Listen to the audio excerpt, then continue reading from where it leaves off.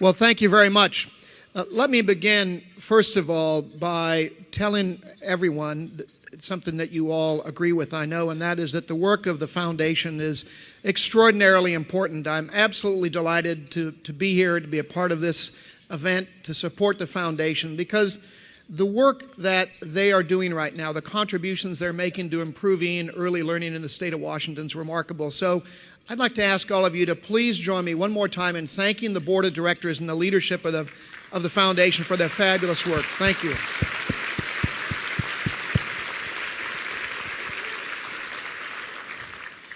When I was first asked to join President Floyd in this venue, it wasn't a particularly difficult decision, because if nothing else, it's in the enlightened self-interest of every higher education leader to make sure that early learning is done as well as humanly possible, that we know as much as we can, that we provide as much educational experience in those early years as we can, because, of course, we're consumers of that educational product, if you will, 18 years hence as they enter our university.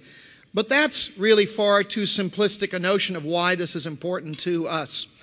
For those of us that are in higher education, and we have a number of higher education officials here today beside Elson and me, for those of us in higher education, we know full well the great tasks that are taken on by K-12 education. We know what it's like to have people to show up at our doorstep that are ready for education or that are not ready for education.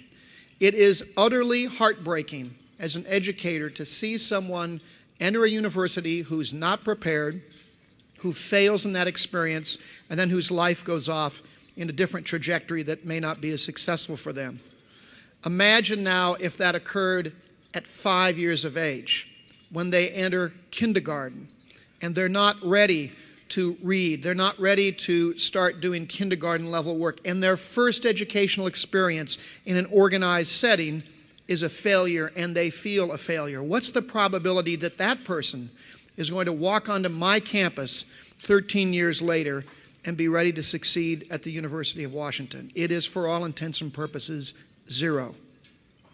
This is one of the most important issues that we face as a nation. The fact of the matter is, we need to do great science and research to understand the fundamentals of early learning. We need to find ways of transmitting what we learn and what we know on to families and caregivers and teachers so that those lessons and that knowledge gets implemented as rapidly as possible. And we need to support all of the work that so many of you in this room do to educate our youngsters. There are few causes that are more important in the United States right now than the cause of early learning. Everyone here gets that.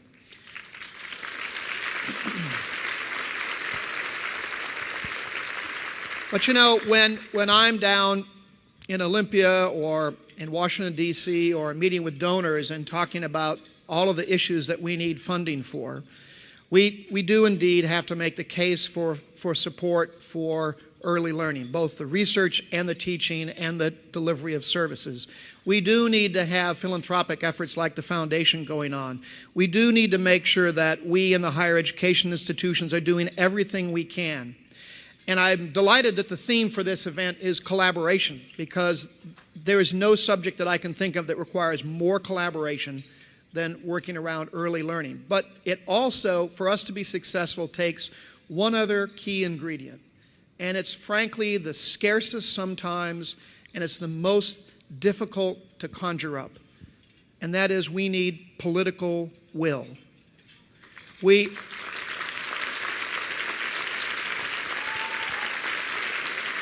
know, in fact, for the most part, what needs to be done. We need to do a lot more research. We've got Pat Kuhl and Andy Meltzoff here, who are members of the board of the foundation, who we're delighted to have be part of our university. Pat and Andy and their colleagues and people across our university and WSU and all around the country are working hard on these issues, but we know a lot already. We need to continue to find ways to support that work. We know what we need to do to support early learning across the state. We know what we have to do as parents, as family members, as caregivers. We need to find some way to screw up our political will and find a way to say, this is so important that we can't fail at it. This is not yet another, I almost said transportation project, but I'll take that back. This is not another simple issue of politics. This is not another simple issue of foreign affairs. There's no simple ones. But this is not a small-scale problem. It is an enormous challenge for our country, for our state, for our communities. For all of you that work in that field, thank you. Thank you very much for your good hard work. It is underappreciated and under-rewarded. For those of us that don't necessarily work in that field, we need to help them. We need to pull up our political will. We need to get our friends and neighbors and our business partners and everyone else to say, this is important to us as a people, and we're going to have to find ways to do that. And you have to do it in collaboration. You have to do it with partners. You have to do it with people who work all around our state. And I'm absolutely delighted now to introduce someone who has become a great partner of mine, and his lovely wife Carmenta and Delane have become good friends and partners as well. Someone who works very hard for us in all of Washington. That's our new friend and colleague, Elson Floyd. Elson.